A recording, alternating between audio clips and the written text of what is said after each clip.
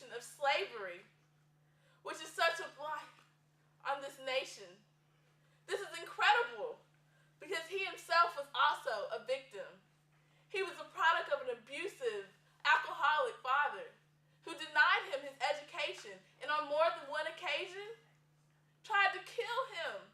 And yet, oh my gosh, he put his issues aside and risked his life to help a black man. Please welcome Huckleberry Finn. Huck, there you are. Hey!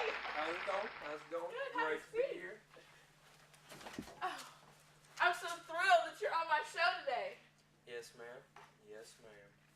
We've all read accounts of how you befriended a runaway Negro and assisted him with his quest to freedom.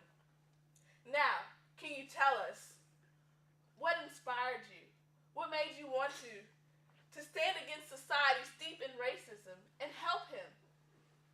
Well, I didn't want to at first, but I gave old Jim my word out on Jackson Isle, and I told him I would tell, and I'm going to keep my word. That's amazing.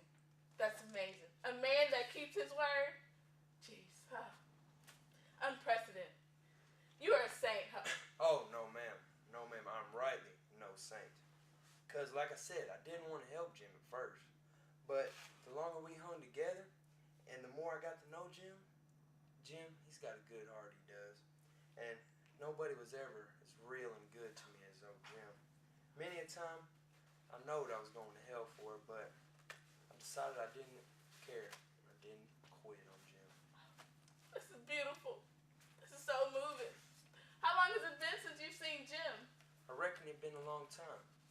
But I lit out for the territory after I know Jim had been freed, and I knowed he was going to be okay, and never hear from him again.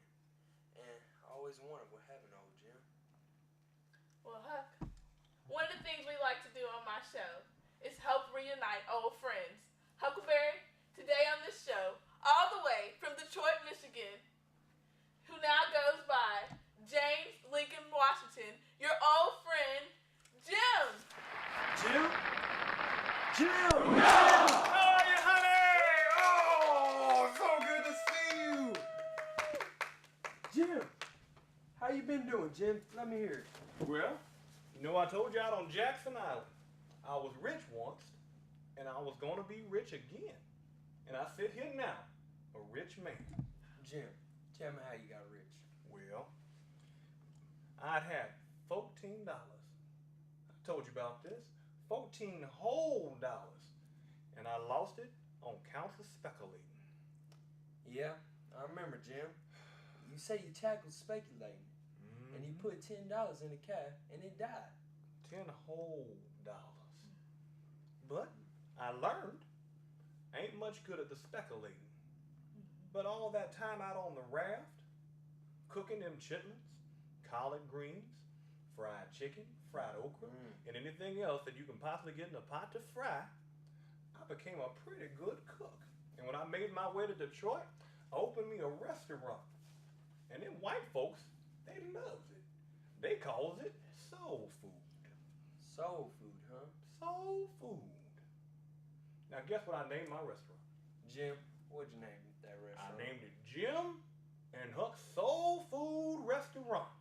On counts, we like soulmates. Oh my gosh. Oh my gosh. This is beautiful. Ain't This it is so beautiful. Well, Wow. well, that's all right, Jim. That's all right. Well, I guess I done pretty good for myself. I thank both of you so much for being here today to clarify and bring about a greater understanding of what it means to stand for the truth, even when it's not popular. Can you give them a hand? Now, we have some gifts for the audience.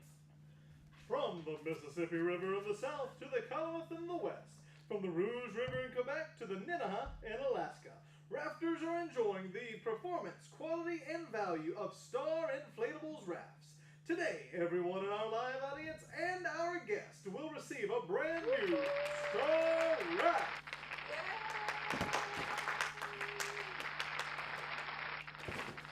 Now, Huck, I ain't in much mood to do no rafting. Oh, it's all right by me, Because there ain't no more to talk about on this show. I'm right and tired of it. I say we light out it for a new place.